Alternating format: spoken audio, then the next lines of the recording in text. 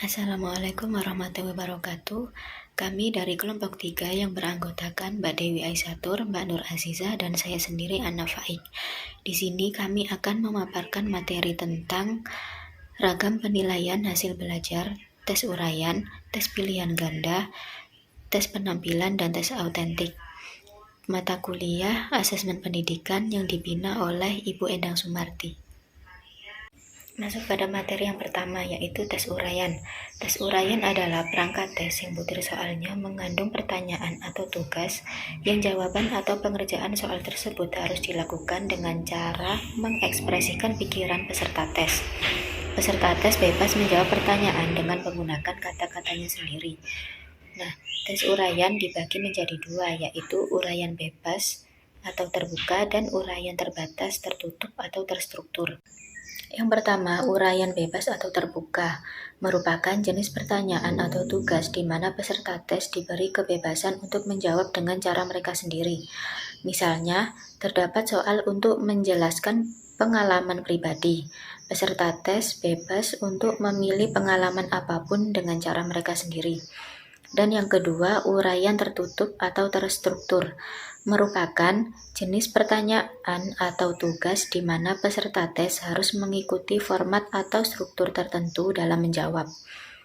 Misalnya, terdapat soal sebut dan jelaskan 3 prinsip dasar teori evolusi. Peserta tes harus memberikan 3 jawaban spesifik dan menjelaskan sesuai format yang telah ditentukan. Baiklah, di sini saya akan melanjutkan materi yang kedua, yaitu tes pilihan ganda. Tes pilihan ganda yaitu tes di mana setiap butirnya memiliki jawaban lebih dari satu. Seperti contoh A, B, C, D. Di situ adalah pilihan yang harus dipilih. Dan yang kedua, jenis-jenis pilihan ganda ada pilihan ganda analisis hubungan antara hal atau sebab akibat. Yang kedua ada pilihan ganda analisis kasus. Yang selanjutnya pilihan ganda kompleks atau pilihan ganda asosiasi. Dan yang terakhir pilihan ganda dengan diagram, tabel, grafik, dan sebagainya. Kelebihan tes pilihan ganda penskoran hasil tes dapat dilakukan secara objektif, dan kekurangan tes pilihan ganda relatif lebih sulit dalam penyusunan butir soalnya. Dan yang kedua adalah tes penampilan.